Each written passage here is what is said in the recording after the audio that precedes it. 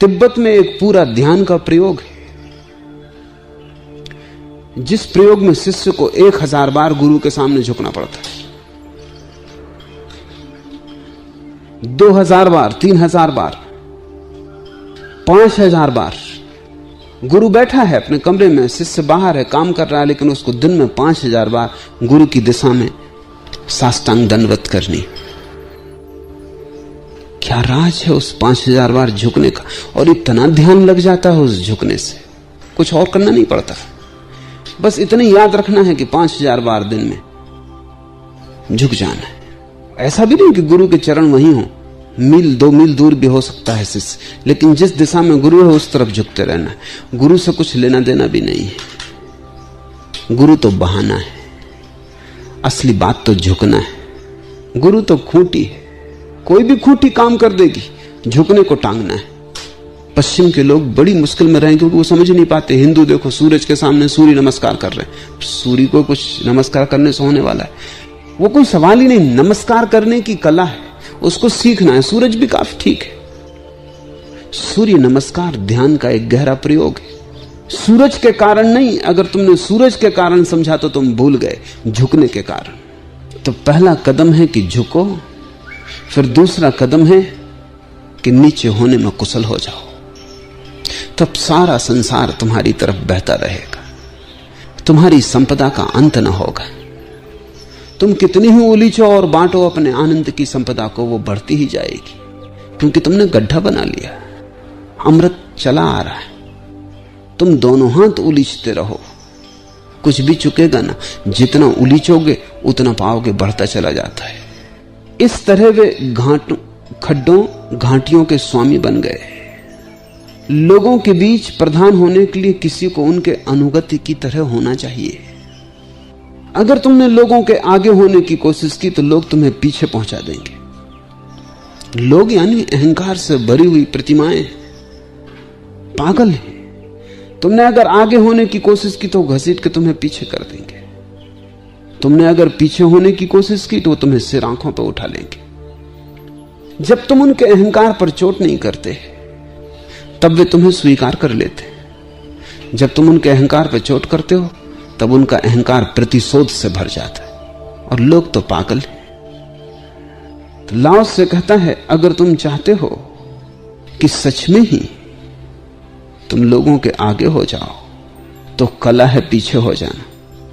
लेकिन यहां एक बात समझ लेना कि अगर तुम आगे होने के लिए ही पीछे हो रहे हो तो तुम चूक जाओगे, क्योंकि वो तो कोई बात ना हुई। तुम किसको धोखा दोगे? तो इसको ऐसा मत समझना कि अगर तुम चाहते हो आगे होना तो पीछे हो जाओ, क्योंकि अगर आगे होने की चाह है और पीछे होना केवल एक साधन है तो तुम पीछे हो ही नहीं रहे। बाजीद के एक शिष्य ने उससे कहा कि मैंने तुम्हारे वचनों में पढ़ा और तुमसे सुना कि अगर तुम स्त्रियों को छोड़ दोगे तो स्त्रियां तुम्हारे पीछे आएंगी, अगर तुम धन छोड़ दोगे तो धन की देवी तुम्हारा पीछा करेगी। आज 20 साल हो गए और अभी तक कोई आया नहीं। तो बाजीद ने कहा, वो आएगा भी नहीं, क्योंकि तुम पीछे लौट लौट के देख रहे हो। वो धन की देवी आएगी भी नहीं, क्योंकि तुम धोखा नहीं दे सकते धन की देवी को। तुमने पीछे लौट के देख रहे हो तो तुम धोखा अपने को ही दे रहे हो। अगर तुम श्रेष्ठ होना चाहो लोगों में इसलिए पीछे खड़े हो जाओ तो तुम कभी भी लाओसे को न समझ पाओगे। हां, अगर तुम पीछे खड़े हो जाओ तो तुम श्रेष्ठ हो जाओगे। वो बाई प्रोडक्ट है, वो परिणाम है। वो जो पीछे हो जाता है उसको लोग सिर आंखों पर उठा लेते हैं, इसलिए नहीं कि उसकी चाह थी, बल्कि इसलिए कि जो पीछे हो जाता है वो श्रेष्ठ हो जाता है। उसे श्रेष्ठ होने की चाह नहीं है, पीछे हो जाने में श्रेष्ठ हो जाना छिपा है। श्रेष्ठ होने की चाह तो निकृष्ट मन की चाह है, श्रेष्ठ होने की चाह तो हीनता की चाह है। उसने सब हीनता छोड़ दी। उसने हीनता इस तरह छोड़ दी कि अब वो सबके पीछे खड़ा हो सकता अपनी महागरिमा में। अब वो अपनी गरिमा को अपने भीतर संभाले हुए, अब किसी के आगे होने से आगे होने का सवाल नहीं है। अब वो अपने भीतर है और परम आनंदित है और उसका दिया जल गया है। अब वो श्रेष्ठ है।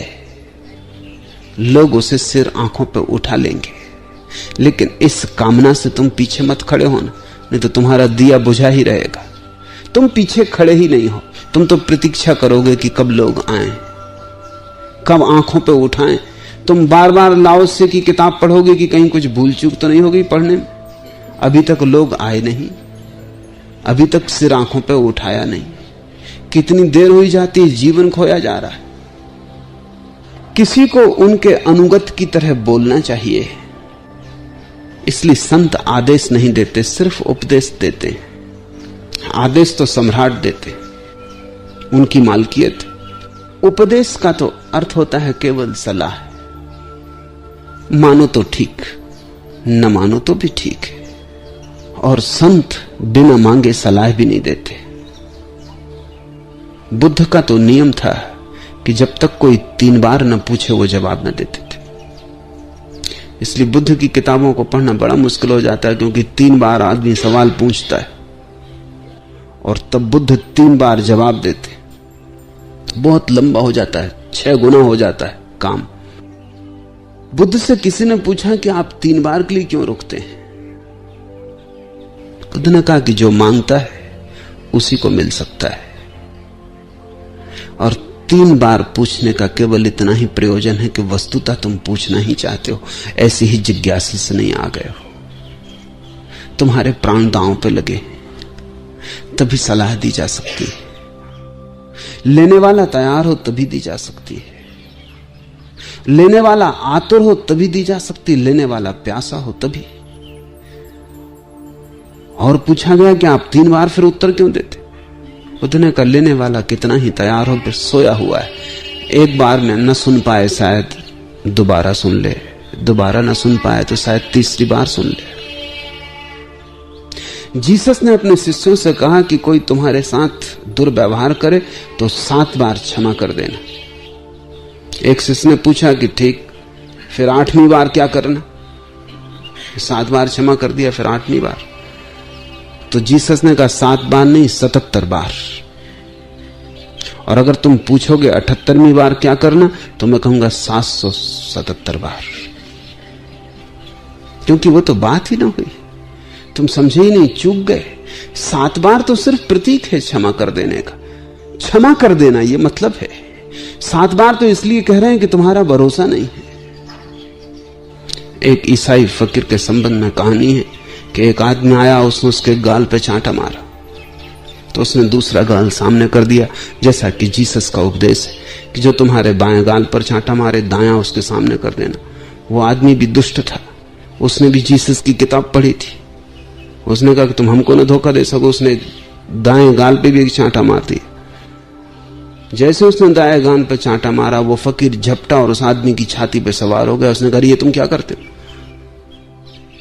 जीसस को मानने वाले हो कि, और ये तुम क्या कर रहे हो? उसने कहा कि जीसस ने कहा कि जब बाएं पे कोई मारे दाएं कर देना। अब दाएं पे जब कोई मारे, उसके आगे उन्होंने कुछ कहा भी नहीं, और दाएं के आगे कुछ है भी नहीं। अब हम स्वतंत्र हैं, जीसस का वचन कर दिया, निपटा दिया। अब तुम हमसे मुकाबला करो। तुम सभी सिद्धांतों को चुका देते हो और जल्दी ही तुम प्रकट हो जाते हो। ऐसी भूल मत करना। प्रथम होने के लिए अंतिम खड़े मत हो जाना, नहीं तो बहुत पछताओगे। उससे तो बेहतर तुम कोशिश में लगे रहना प्रथम होने की। तो कम से कम लाओसे को तो दोस्त तो ना दोगे कि हम इसकी किताब की उलझन में पड़ गए, पीछे खड़े हो गए, न कोई आया, न बैंड बाजे बजे, न कोई स्वागत समारंभ हुआ। लोगों के बीच उनका अगुआ होने के लिए किसी को उनके पीछे पीछे चलना चाहिए। ध्यान रखना, ये लाओसे परिणाम की बात कर रहा है, चाहे की बात नहीं कर रहा है।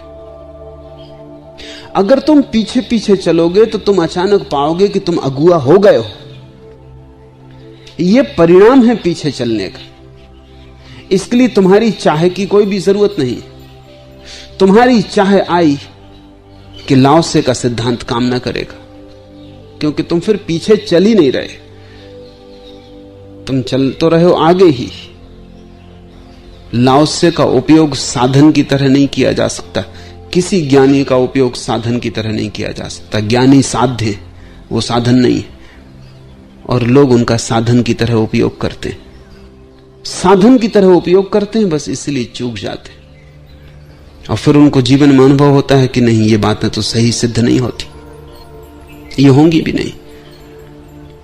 लाओस से कृष्ण क्राइस्ट साध्य है। तुम उनका अपने लोभ, अपनी वासना, अपनी तृष्णा के लिए उपयोग नहीं कर सकते हो। तुम अगर उनकी मान के चलो तो तुम एक दिन अचानक पाओगे कि जो जो उन्होंने कहा था वो रत्ती रत्ती 100% सही उतरता है, क्योंकि जो उन्होंने कहा है वो उनके जीवन में सही उतरा है, तभी कहा है।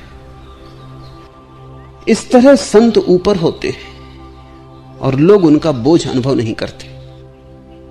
अगर तुम किसी के ऊपर रहोगे तो लोग तुम्हारा बोझ अनुभव करेंगे। और बोझ को कौन सहना चाहता है? बोझ को फेंक देना चाहता है कोई भी। बोझ तो आत्मघाती हो जाता, उसमें तो तुम्हारी आत्मा तड़फने लगती, तुम्हारे पंख कट जाते। पति पत्नी के ऊपर है तो बोझ है, पत्नी पति के ऊपर है तो बोझ है, पिता बेटे के ऊपर है तो बोझ है, और बेटा कोशिश करेगा कब इस बोझ को उतार कर रख दे। और सारी जिंदगी में हर आदमी की कोशिश है कि कैसे ऊपर हो जाए, और इसलिए तुम सभी पे बोझ बन जाते हो, पत्थर की तरह लटक जाते हो गर्दनों में। और हर एक चाहता है कि तुमसे छुटकारा कैसे हो। लाओस से कह रहा है संत भी ऊपर होते, लेकिन उनके होने की कला बड़ी अनूठी है। वो नीचे हो जाते और इसलिए लोग उन्हें सिर आंखों पे ले लेते। वो खुद ऊपर नहीं बैठते, लोग उन्हें ऊपर बिठा देते। और जब कोई अपनी ही मौत से किसी को अपने सिर पे लेता है तब बोझ मालूम नहीं पड़ता। जब कोई जबरदस्ती तुम्हारे सिर पर होता तब बोझ मालूम पड़ता है। इसलिए प्रेम निर्बोझ कर देता है।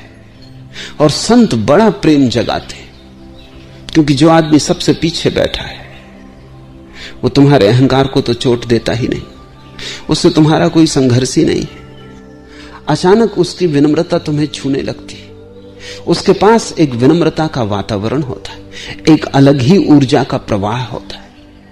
अहंकारी आदमी को कहने की जरूरत भी नहीं पड़ती कि अहंकारी, तुम फौरन समझ जाते हो कि अहंकारी। उसकी चाल में, उसके उठने बैठने में हर तरफ अकड़ है, हर तरफ वो दिखला रहा है कि मैं कुछ हूं, समझे, जानते हो मैं कौन हूं।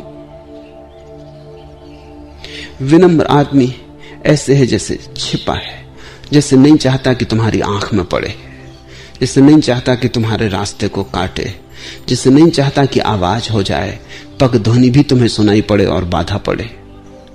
ज़ैन फकीर कहते हैं कि जब किसी व्यक्ति को ज्ञान हो जाता है, और वो ठीक कहते हैं, तो शिष्य को बताना नहीं पड़ता गुरु को आके कि ज्ञान हो गया। शिष्य के आते ही गुरु कह देता है तो हो गया, बात पूरी हो गई। ऐसा भी हुआ है कि रिंझाई जब ज्ञानी हुआ और अपने गुरु के झोपड़े की तरफ गया तो वो बाहर सीढ़ियां चढ़ रहा था और गुरु ने भीतर कोठे से चिल्ला के कहा, तो रिंझाई पा गया? अभी गुरु ने देखा नहीं, सिर्फ पग ध्वनि सुनी थी। रिंझाई चकित हुआ और शिष्य चकित हुए। उन्होंने गुरु से पूछा कि बात क्या है, तो उन्होंने कहा कि जब अहंकारी चलता है तो उसकी पग ध्वनि अलग होती, उसके पैर में भी चोट होती, वो पैर की आवाज से भी कहता है मैं आता हूं, राह करो। और जब विनम्र आदमी आता है तो उसके पैरों में वो चोट नहीं होती, उसके पैरों में माधुर्य आ जाता है। उसके पैर ऐसे आते हैं कि किसी को बाधा न पड़ जाए, किसी के सुर संगीत में कोई व्यवधान न आ जाए, मेरे चलने से भी किसी को कोई अड़चन न हो जाए। वो ऐसे आता है जैसे छाया आती। रिंझाई ने खुद एक गीत लिखा है कि जब कोई ज्ञान को उपलब्ध हो जाता है तो वो ऐसे हो जाता है जैसे वृक्ष की छाया सीढ़ियों को बुहारती है लेकिन धूल उड़ती नहीं। वृक्ष की छाया सीढ़ियों को बुहारती है लेकिन धूल उड़ती नहीं। एक दूसरे गीत में रिंझाई ने कहा है जैसे बगलों की कतार आकाश में उड़ती है न तो बगले चाहते हैं कि झील में प्रतिबिंब बने, और न झील की कोई आकांक्षा है प्रतिबिंब बनाने की। प्रतिबिंब बनता है और मिट जाता है, न झील को पता चलता न बगलों को पता चलता। ऐसा है व्यक्ति जो ज्ञान को उपलब्ध हो जाता है, किसी को पता ना चले। प्रतिबिंब भी बने तो आहट ना हो, छाया भी बुहारे तो धूल का एक कण भी कपे ना, इतनी भी हिंसा नहीं चाहता। निश्चित ही उसके पैर की गति, उसके पैर की आवाज सब बदल जाती। उसके पगध्वनि में पैसिविटी होती, एक्टिविटी नहीं। उसकी पगध्वनि में कर्म नहीं होता, अकर्म की दशा होती। वो चलता नहीं जिससे कोई उसे चला रहा है, वो भीतर खाली हो गया है, शून्य। और उसके शून्य की प्रतिध्वनि उसके प्रत्येक कृत्य में मिलती। संत ऊपर होते हैं और लोग उनका बोझ अनुभव नहीं करते, क्योंकि लोग स्वयं ही उन्हें ऊपर उठा लेते हैं। तुम किसी के ऊपर बैठने की कोशिश मत करना। तुम जिसके भी ऊपर बैठ जाओगे वही तुम्हारा दुश्मन हो जाएगा। और इसी तरह तो तुमने हजार तरह के दुश्मन अपने आसपास इकट्ठे कर लिए, और तुम्हारी पूरी चेष्टा यह है कि किसी के भी ऊपर बैठ जाएं। छोटा सा बच्चा भी घर में पैदा होता है तो मां और बाप उसके ऊपर चढ़ने की कोशिश शुरू कर देते। छोटे से बच्चे को भी तुम छोड़ते नहीं, उसकी भी सवारी करते हो।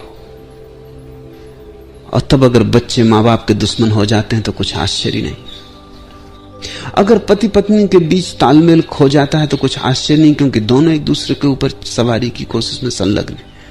कौन किसको डोमिनेट करे, कौन किसको चलाए, कौन असली मालिक। क्या तुम इतने हीन हो कि तुम्हें छोटे बच्चे से भी प्रतिस्पर्धा करनी पड़ती? क्या तुम इतने हीन हो कि तुम अपनी पत्नी के ऊपर भी निर्बोझ नहीं हो सकते? क्या तुम इतने हीन हो कि तुम अपने पति को भी निर्बोझ नहीं छोड़ पाते? जितनी श्रेष्ठता होती है उतना ही आदमी दूसरे को निर्बोझ छोड़ देता है, और जितनी हीनता होती है उतना ही आदमी दूसरे की छाती पे सवार होता है। क्यों?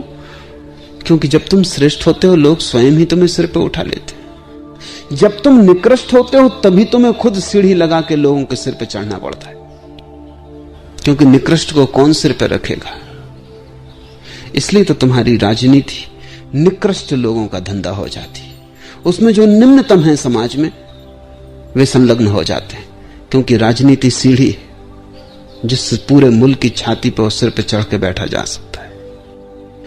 अगर दुनिया की राजधानियां परमात्मा कुछ तरकीब करे और एकदम से विलीन हो जाएं, सिर्फ राजधानियां, तो दुनिया में 90% पाप एकदम विलीन हो जाएंगे। Delhi, London, Washington, Moscow, packing एकदम से समाप्त हो जाएं, क्योंकि वहां सब पागल, सब तरह के हीन ग्रंथि से भरे लोग इकट्ठे हो गए। राजधानियां घेर ली जानी चाहिए और उनको मानसिक अस्पतालों में बदल दिया जाना चाहिए। वहां सबके इलाज की जरूरत है। और वो निकृष्टतम लोग हैं, क्योंकि निकृष्ट ही सिर पे चढ़ना चाहता है। श्रेष्ठ को तो तुम सिर पे बिठा लो तो भी वो कहता है कि क्षमा करो, मुझे नीचे उतरने दो, क्यों नाहक कष्ट कर रहे हो। क्या कारण है इसका? कारण यह है कि श्रेष्ठ इतना श्रेष्ठ है अपने भीतर कि अब किसी के सिर पे बैठ के थोड़ी श्रेष्ठ होना है, और किसी के सिर पे बैठ के कभी कोई श्रेष्ठ हुआ है। श्रेष्ठता जब वस्तुता होती है तो उसकी गरिमा आंतरिक है, किसी दूसरे से उसका कोई संबंध नहीं। दूसरे के मत, दूसरे के सहारे की कोई भी जरूरत नहीं। श्रेष्ठता अकेली जी सकती है। श्रेष्ठ व्यक्ति हिमालय के एकांत में भी उतना ही श्रेष्ठ होगा। तुम्हारे प्रधानमंत्री को, तुम्हारे राष्ट्रपति को जंगल के एकांत में ले जाओ, जैसे जैसे भीड़ छटने लगेगी वैसे वैसे राष्ट्रपति छोटा होने लगे। जब ठेठ तुम जंगल में ले जाओगे और वहां कोई भी ना रहेगा, अकेला राष्ट्रपति रह जाएगा, तो वृक्षों के कौवे भी ज्यादा श्रेष्ठ मालूम पड़ेंगे। वो कुछ भी नहीं, ना कुछ। उसकी उसकी सारे होने की ताकत तो लोगों की भीड़ पे थी जिनके सिर पे वो चढ़ना सीख गया था। जब लोग ही जा चुके, सीढ़ी गिर गई। नेपोलियन जब हार गया तो उसे सेंट हेलेना के द्वीप में बंद कर दिया गया। हारे नेपोलियन की बड़ी दुर्दशा होती। जीत थी तो वो संसार का मालिक था, हार गया तो दो कौड़ी का हो गया। लेकिन फिर भी जैसे रस्सी जल जाती और अकड़ रह जाती। रस्सी तो जल गई, लेकिन मरते दम तक नेपोलियन ने कपड़े न बदले, सड़ गए, गंदे हो गए, फट गए। बहुत बार कहा गया कि नए कपड़े आपके लिए उपलब्ध हैं, आप पहन लें। उसने कहा कि नहीं। मरते वक्त उसने अपनी डायरी में लिखा है कि ये कपड़ों की बात ही और ये सम्राट के कपड़े, और तुम कितने ही ताजे और नए कपड़े ले आओ, वो एक कैदी के कपड़े होंगे। राख हो गई सब, लेकिन अकड़ बाकी। अभी भी वो चलता है तो उसी अकड़ से। फटे हैं कपड़े, पुराने हैं कपड़े, जरा जीर्ण हो गए, लेकिन वो अब भी अपने को सोच रहा है कि सम्राट है। मरते समय उसने लिखा है कि मान लिया कि मैं अब सम्राट नहीं हूं, लेकिन इसे तो कोई भी इंकार न करेगा कि मैं एक हारा हुआ सम्राट हूं। हारा हुआ हूं माना, मगर हूं तो सम्राट ही। मगर हारे हुए सम्राट का क्या मतलब होता है?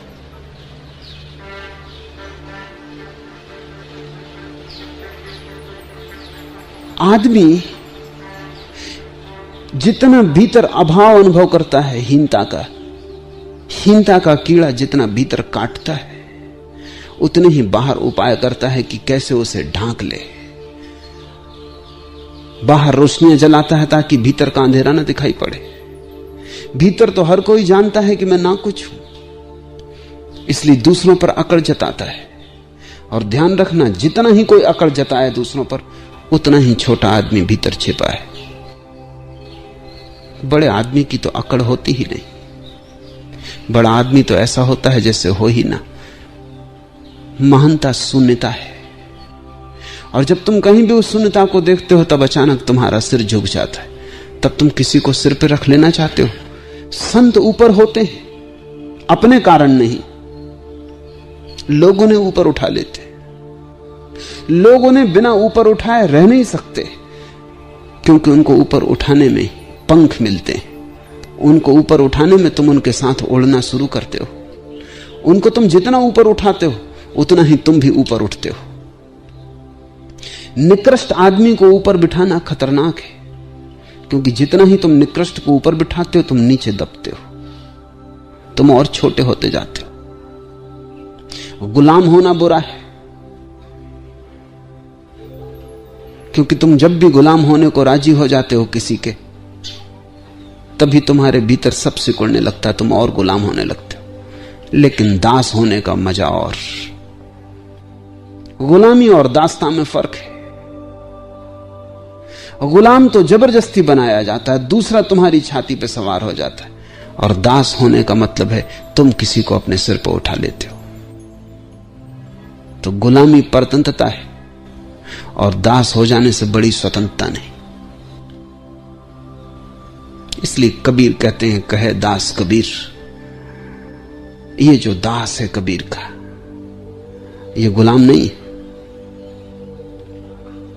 ये दासता अंगीकार की है। ये छोटा होना अपनी तरफ से स्वीकार किया है, ये पीछे होना अपनी तरफ से साधा है। अपने को ना कुछ बनाने में स्वेच्छा से चेष्टा की। वह आगे आगे चलते हैं और लोग उनकी हानि नहीं चाहते। जब तुम लोगों के आगे चलना चाहोगे तो लोग तुम्हारी हानि चाहेंगे, क्योंकि तुम उन्हें आगे होने देने में बाधा हो, तुम उनके दुश्मन हो। इसलिए राजनीति में कोई दोस्त नहीं होता। राजनीति में दो तरह के दुश्मन होते हैं, प्रगट दुश्मन, अप्रगट दुश्मन। प्रकट दुश्मन से भी अप्रकट दुश्मन ज्यादा खतरनाक होता है। इसलिए मैकियावेली ने, जिसने कि राजनीति की बाइबल या वेद लिखा, अपनी किताब दी प्रिंस में कुछ सुझाव दिए। उसने कहा है कि राजनीतिज्ञ को, राजा को, सम्राट को, किसी को भी भूल के कभी मित्र नहीं मानना चाहिए, अन्यथा वो पछताएगा। क्योंकि जो आज मित्र है वो कल शत्रु हो सकता है। और उसने ये भी कहा कि शत्रु के संबंध में भी ऐसी बात नहीं कहनी चाहिए कि कभी मित्रता बनने का मौका आए तो वो बात बाधा बने, क्योंकि वहां कोई भी शत्रु हो सकता है, कोई भी मित्र हो सकता है। राजनीतिक के आसपास जो लोग होते हैं वो भी शत्रु हैं, क्योंकि वो भी कोशिश कर रहे हैं कि तुम जिस सिंहासन पर हो वो हो जाएं। तो कुछ शत्रु बाहर चेष्टा करते हैं वहां से आने की, और कुछ शत्रु घर के भीतर होते हैं और वहां से चेष्टा करते हैं। राजनीतिक का मित्र कोई हो ही नहीं सकता, क्योंकि जो महत्वाकांक्षा तुम्हें ले आई है वही दूसरों को भी ले आई। तो इंदिरा को डर कोई जयप्रकाश से ही नहीं, यशवंतराव चौहान से भी उतना ही ज्यादा। और बाहर के दुश्मन से तो सुरक्षा करना आसान, भीतर के दुश्मन से सुरक्षा करना मुश्किल, क्योंकि वो भीतर। इसलिए तो इंदिरा को रोज रोज पोर्टफोलियो बदलने पड़ते हैं कि किसी को भी ये भ्रांति ना हो जाए कि तुम जम गए। उखाड़ते रहना पड़ता है। तुमको पक्का पता रहना चाहिए कि तुम जम नहीं गए हो, कि तुम और आगे जाने की कोशिश करने लगो। तुम जहां हो वहीं रहने में तुम्हें लगाए रखना पड़ता है कि तुम किसी तरह वहीं बने रहो, क्योंकि तुम्हें अगर ये पक्का भरोसा हो जाए कि तुम जहां हो वहां से तुम्हें कोई नहीं हटा सकता, तो तुम और ऊपर चढ़ने की कोशिश शुरू कर दोगे। इसलिए हर राजनीतिज्ञ को अपने कैबिनेट को हमेशा उखड़ी हालत में रखना पड़ता है, कपाए रखना पड़ता है। तो किसी को भी पक्का भरोसा न हो जाए कि ये कुर्सी तय हो गई। अगर ये तय हो गई तो तुम्हारी शक्ति ऊपर वाली कुर्सी की तरफ जाने में संलग्न हो जाएगी। इसलिए इस कुर्सी को हिलाए रखना पड़ता है कि तुम्हारी ताकत इसी पे बैठे रहने में लगी रहे और तुम्हारी ताकत आगे ना जा पाए। राजनीति में मित्रता संभव नहीं, क्योंकि महत्वाकांक्षी की क्या मित्रता हो सकती। हम सब महत्वाकांक्षी हैं अगर हम सब एक दूसरे के दुश्मन हैं तब, क्योंकि हम वही पाने की कोशिश कर रहे हैं जो दूसरे भी कर रहे हैं, और वो न्यून है। चाहे धन हो, चाहे पद हो, सारा संसार उसी को पाना चाह रहा। इसलिए सारा संसार एक दूसरे का दुश्मन है, और एक कलह सतत चलती रहती, शिष्टाचार में छिपी, संस्कृति में ढकी, वस्त्रों में, शब्दों में, बातों में छिपाई हुई, लेकिन भीतर एक संघर्ष चल रहा है। संत आगे आगे चलते हैं और लोग उनकी हानि नहीं चाहते, क्योंकि संत तो पीछे चलता है, लोग ही उसको पकड़ के आगे ले आते हैं। और जैसे ही लोग उसे छोड़ दें वो फिर पीछे चला जाता है। ऐसी अनूठी घटना इस देश में घटी है कि सम्राट से भी ऊपर जंगल में बसे ऋषि का स्थान हो गया था। वो हट गया था पीछे, लेकिन सम्राट जाके उसके चरण छूता।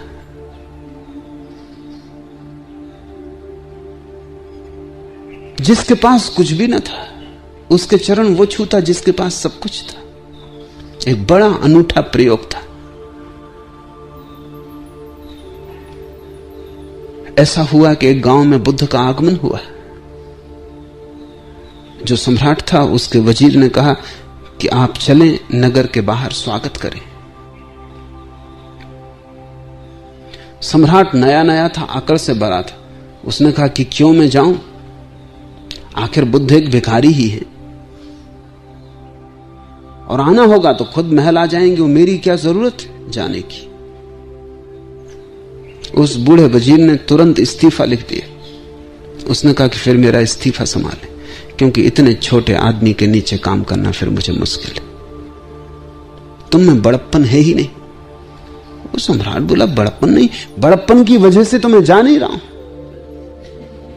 उस बूढ़े वजीर ने कहा इसे हम बड़प्पन नहीं कहते। बुद्ध कभी सम्राट थे और उन्होंने उस सम्राट होने को छोड़कर भिक्षुक का पात्र लिया। इसलिए भिक्षुक का पात्र साम्राज्य से बड़ा है। साम्राज्य को छोड़ दिया इस पात्र के लिए। अगर तुम्हें दिखाई पड़ता हो तो तुम एक अवस्था पीछे हो अभी बुद्ध से, क्योंकि सम्राट होने के बाद वो भिक्षु हुए हैं। अभी तुम सम्राट ही हो। अभी भिक्षु होने में तुम्हें बहुत देर है, और तुम्हें चलना होगा प्रणाम करने को और झुकना होगा चरणों में, अन्यथा मेरा इस्तीफा संभाल लें। एक अनूठा प्रयोग पूरब में हुआ है, और वो ये कि जो सबसे पीछे है उसके चरणों में वो झुके जो सबसे आगे है, क्योंकि सबसे आगे तो अभी भी बचकाना है, महत्वाकांक्षा की दौड़ है, ज्वर है। जो सबसे पीछे खड़ा है वो प्रौढ़ हो गया। अब उसकी कोई प्रतियोगिता किसी से भी ना रही। अब प्रतिस्पर्धा बिल्कुल शून्य हो गई। इस शून्य प्रतिस्पर्धा में ही तो पहली दफा आत्मगौरव का जन्म होता है। अब कोई छीना झपटी नहीं है। अब धन बाहर नहीं है, धन भीतर है। अब किसी से कुछ पाना नहीं है, अब जो पाना है वो मिला ही हुआ है। अब भीतर का दिया जलता है, अब बाहर की रोशनियों का कोई सवाल ना रहा। अब हो जाए गहन अंधकार बाहर तो भी अंतर ना पड़ेगा। कोई भी ना हो बाहर, सारी पृथ्वी खाली हो जाए तो भी इसके एकांत में वही शांति और वही आनंद होगा जो भीड़ के रहते था। अब जंगल और बाजार में कोई फर्क ना रहा। अब तुम क्या कहते हो, अच्छा या बुरा, कोई उसकी संगति नहीं है। इतनी आत्मगरिमा में प्रतिष्ठित जो है उसी का नाम संत है। वह आगे आगे चलते हैं और लोग उनकी हानि नहीं चाहते, और तब संसार के लोग खुशी खुशी और सदा के लिए उन्हें सिर आंखों पर रखते हैं, क्योंकि वह कलह नहीं करते। इसलिए संसार में कोई उनके विरुद्ध संघर्ष नहीं कर पाता। संत से लड़ना मुश्किल है, लड़े कि हारे। संत से अगर लड़े कि हारना सुनिश्चित है। संत को हराया नहीं जा सकता। क्यों? क्योंकि संत की कोई जीतने की आकांक्षा नहीं। जो जीतना ही नहीं चाहता उसे तुम हराओगे कैसे? रामकृष्ण से विवाद करने आए थे केशव चंद्र, हराने आए थे, हार के लौटे, क्योंकि रामकृष्ण ने विवाद किया ही नहीं। उल्टी ही हो गई बात सब। केशव चंद्र करने लगे तर्क की बात कि ईश्वर नहीं है, सिद्ध करने लगे, और हर तर्क पर रामकृष्ण उठ उठ कर उनको गले लगाने लगे और कहने लगे वाह वाह, बिल्कुल ठीक कहा। थोड़ी देर में केशव चंद्र मुरझा गए कि अब करना क्या। जो भीड़ देखने आई थी रामकृष्ण की पराजय को, वो भी बड़ी बेचैन हो गई कि ये किस तरह का विवाद हो रहा है। तो केशव चंद्र ने कहा, आप मेरी सब बातों को हां कहते हैं तो आप पराजय स्वीकार करते हैं? रामकृष्ण ने कहा, मैंने कभी दावा ही कहां किया तुम्हें जीतने का। तुम्हारी जैसी प्रतिभा को और मुझ जैसा गंवार जीत सकेगा? असंभव। मगर एक बात तुमसे कहता हूं कि मैं तो बेपढ़ा लिखा हूं। परमात्मा की कोई बहुत बड़ी प्रतिभा मुझसे प्रकट नहीं हो रही। तुम्हें देख के मुझे पक्का भरोसा आ गया कि परमात्मा है। इतनी प्रतिभा, ऐसा तर्क, कैसे गजब की बातें तुमने कही। जहां इतनी प्रतिभा हो सकती है वहां परमात्मा होना ही चाहिए, क्योंकि पदार्थ से ऐसी प्रतिभा कैसे पैदा होगी। और यह मानने को मैं राजी नहीं हूं केशव कि तुम सिर्फ मिट्टी पत्थर हो। तुम्हारे भीतर ऐसा संगीत बज रहा है बुद्धिमत्ता का, वो संगीत खबर देता है कि परमात्मा है। इसके पहले मुझे थोड़ा बहुत शक भी रहा हो, तुम्हारे आने से वो भी मिट गया। केशव चंद्र हार के लौटे, क्योंकि संत की कलह क्या है, उसका दावा क्या है, उसे कुछ सिद्ध करना नहीं है।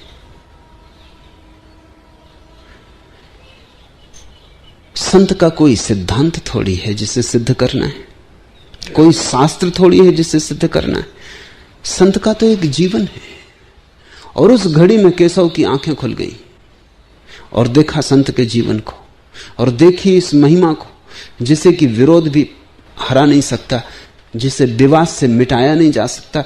देखी इस आस्था को कि कितने ही तूफान उठाए जाएं तर्क के, आस्था का दिया डगमगाता भी नहीं, उल्टे तूफान से भी जीवन ले लेता है।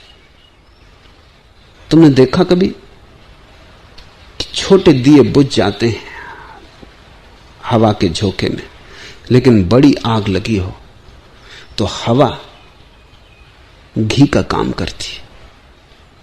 आग लग गई हो मकान में तो उस वक्त एक ही सुरक्षा है कि हवा ना चले, क्योंकि आग लगी हो मकान में और हवा चल जाए तो आग बढ़ जाएगी, बुझना मुश्किल हो जाएगा। लेकिन गणित तो देखो, छोटा सा दिया हवा आती तो बुझ जाता है, बड़ी आग हवा आती तो और जलती। संत इतनी बड़ी आग है कि बुझाने को तुम अगर तूफान लाओगे तो घी का काम होगा। छोटे छोटे दिए विवाद से हार जाते हैं, बड़ी आग विवाद से बढ़ती। छोटे छोटे दिए लड़ो तो हरा सकते हो उन्हें, बड़ी आग से लड़ोगे तो जलोगे, हारोगे। लेकिन सौभाग्य कि अगर बड़ी आग के करीब पहुंच जाओ और हार जाओ, संत के पास हार जाने से बड़ा और कोई सौभाग्य है भी नहीं। वहां से तुम जीत की अकड़ लेके लौट जाओ, वही पराजय है। वहां तुम हार जाओ, वहां तुम समर्पित हो जाओ, वही जीत है। जैसा प्रेम में हार जीत होती, वैसी ही श्रद्धा में भी हार जीत होती,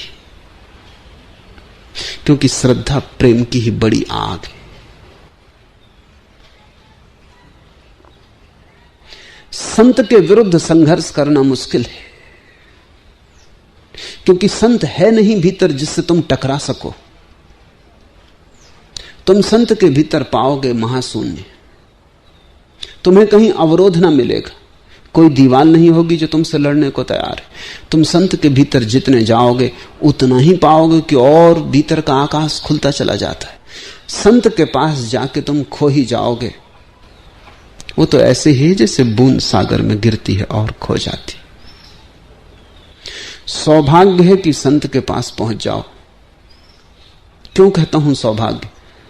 क्योंकि जो लोग बहुत चालाक हैं, समझते हैं बहुत होशियार हैं, वो संत के पास आते ही नहीं। संत से बचने का वही एक उपाय है कि पास ही मत आओ, दूर दूर रहो, सुनी बातों को समझो। संत के संबंध में लोग क्या कह रहे हैं उन बातों को मान लो। संत के सामने सीधे सीधे मत आओ, तो ही बच सकते हो। अगर सीधे आ गए तो मिटोगे। और इसलिए जो बहुत चालाक है, अपनी मूढ़ता में चालाक है, वो सुनी बातों से जीते। वो पास आके देखने की हिम्मत भी नहीं जुटा पाते, वो आंख में आंख डाल के देखने के लिए तैयार भी नहीं होते। खतरा है। और एक लिहाज से वो ठीक है, क्योंकि पास आएंगे तो उनकी जीत तो मुश्किल है, वो तो असंभव है। संत के पास आके हारने के सिवाय और कोई संभावना ही नहीं। और जैसे जैसे पास आओगे और पास आना पड़ेगा, जैसे जैसे पास आओगे और प्यास बढ़ेगी और तड़फ लगेगी। जैसे जैसे पास आओगे वैसे वैसे मिटने की बड़ी तीव्र आकांक्षा गहन होगी। एक दिन संत में डूबोगे, और जिस दिन संत में डूब जाओ उस दिन तुम्हारे भीतर भी संतत्व का उदय हो गया। उस दिन तुम वही न रहे जो आए थे। उस दिन आंख से तुम गुजर गए और तुम्हारा सोना निखर आया। तुम शुद्ध कुंदन हो गए, सब कचरा जल गया।